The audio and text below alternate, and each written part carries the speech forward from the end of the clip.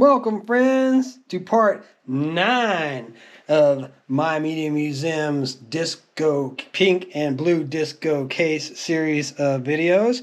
In the last one, I messed up and said, please come back for part 8, but that was part 8. So we are actually on part 9, which is part 2 of the blue case. I'm getting it all confusing now, aren't I? But anyways, it's all right.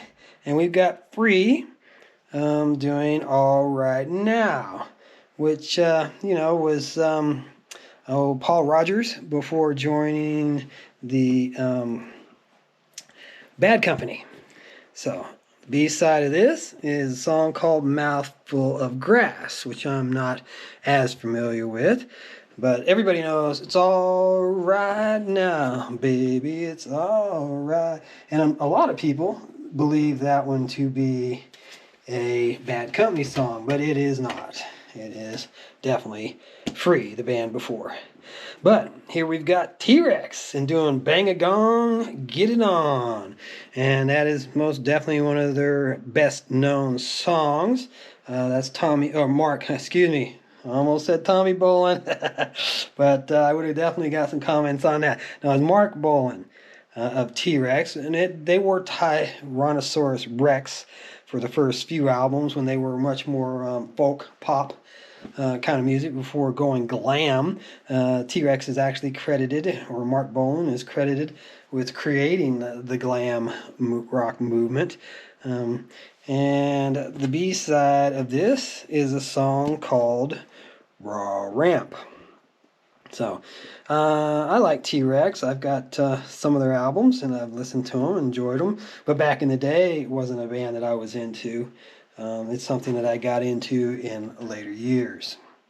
So, next up, we've got a classic, true classic here, and Santana.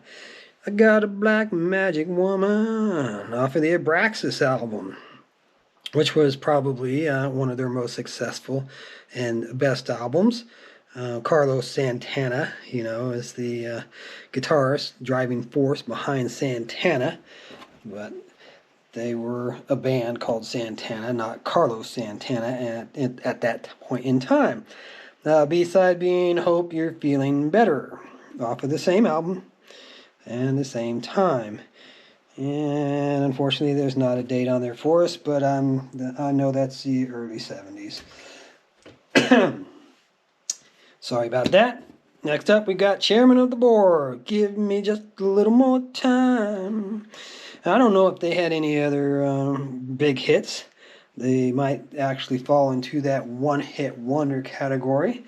But I do know this song well, and it's nice to have a really good, clean copy of it. B-side's a funny title, which would be something that would definitely get me to flip it over and give the needle a little time on it. Since the days of pigtails and fairy tales. I like that. That's kind of comical to me. Pigtails and fairy tales. Oh, yeah. So, next up, we've got old Frigid Pink once again. I can't tell you how many copies of this I have.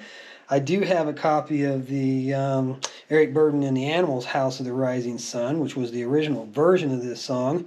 But Frigid Pink seems to, at least around these parts, sold a lot more copies of it, because I've got a lot of copies. In fact, the Frigid Pink version of House of the Rising Sun was in that pink case from Cheyenne, which was the first original disco case that I bought. And I paid $5 more for that than what I paid for these two last weekend, and I got that one probably 10 years ago. So just a little funny bit of info there about the same song being in both those cases. But yeah, this one's in great shape, beautiful shape, much better shape than the copy I got in that previous disco case. And I've got some other copies of this. So this is probably nice to have because it is such a clean copy. It very well could be the best copy I have now. But the B-side's a song called Driving Blues. And a little bit of damage on the label there. Might be a really small cutout hole. Somebody didn't put a whole lot of effort into burning that hole, but it's there. So even though the vinyl is in beautiful shape, it is slightly damaged. And here's one that I actually made a mistake on when filming previously for another episode that I went ahead and posted my mistake to the channel. The Crazy Elephant and Gimme Gimme Good Lovin'. I did not think they originally did this, but they did. This was their biggest claim to fame, big hit. Gimme Gimme Good Lovin' every day. That was the Crazy Elephant on Bell Records, and does look like it's an original copy of it. There is some reprints. I think I do have a copy that's a different time, different from this label.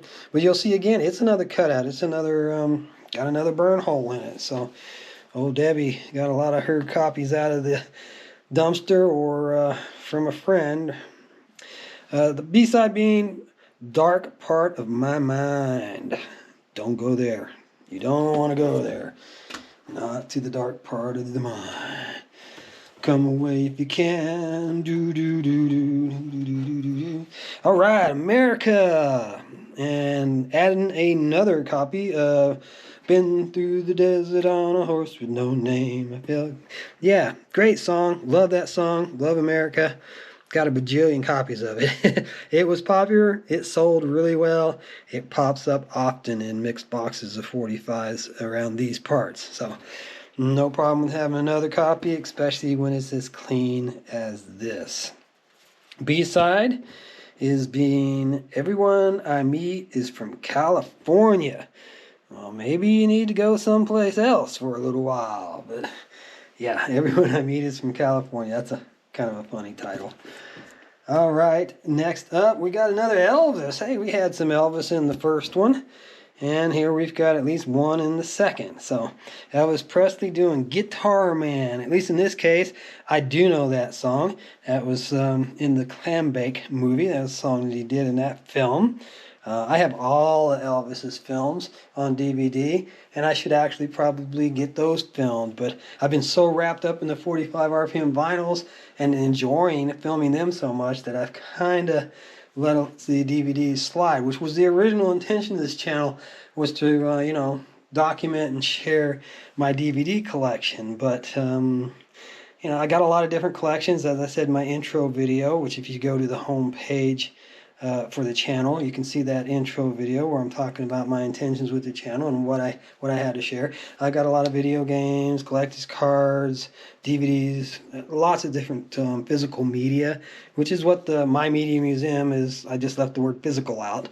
I wanted to call it a couple of different things. I'll come real close to calling it Under the Zoom, but I ended up casting a really wide net in the beginning. And I think people were a little confused by that, and I didn't get as much interest as I kind of was expecting. But it's probably because, I was throwing so much different stuff out there. But the B-side, moving on, getting back to the focus here, High Heel Sneakers, which is another song that came up recently in the discussions, and I had some confusion about mixing it up with a Traffic song, which was actually a Traffic album. But yeah, High Heel Sneakers was done by somebody else, and it's just not coming to mind for me right now. But I had an original copy of the original song by the band that did that originally, recently, in a video that I posted. It's just not coming to mind right now. Feel free to add it to the comment section down below if you want to spark my memories and help people remember what we're talking about. Another really great one. Boy, this episode 9 is really cool. A lot of rocking good stuff here in this blue disco case. And we got Grand Funk Railroad. Mark Farner. Foot stomping music. Foot stomping. Foot stomping music from Grand Funk Railroad.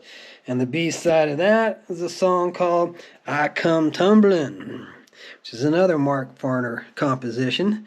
I loved Grand Funk Railroad and still liked them when they were just Grand Funk.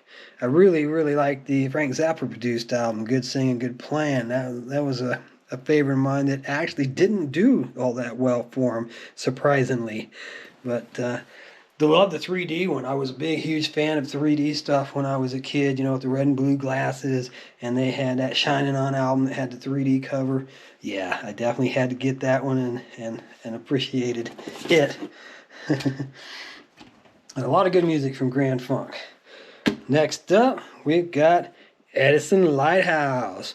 Love grows where my rosemary goes. And yeah, what a great song. I'm not real familiar with Edison Lighthouse being well known for doing much more other than that. But that's definitely a well-known song that I probably didn't even need to sing for you, and you would have known it. The B-side being Every Lonely Day, which ain't one I can sing for you because I'm not as familiar with that one. But Debbie was. Predominantly the largest part of this collection has all got her autographs all over it. Now, here's another one that we've got quite a few copies of.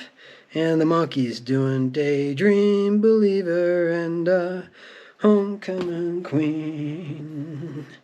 And the B-side to that one was Going Down, which ain't a Monkey song that I'm as familiar with. And a number of the Monkees 45s, if you get a hold of them, they do have well-known songs on both sides of them. But it's cool. It's definitely cool to get some different songs that you're not as familiar with. And that Daydream Believer, I almost messed up, but it was I'm a Believer that was written by Neil Diamond. Anyways, we will be back with part 10 with some more Monkees for you. So if you like the Monkees and you want to see some more Monkees, be sure to catch the next episode because there'll be some more Monkees running around the museum. Have a wonderful day. Thank you to all those that have subscribed, and many thanks to all those that take the time to give me some thumbs ups.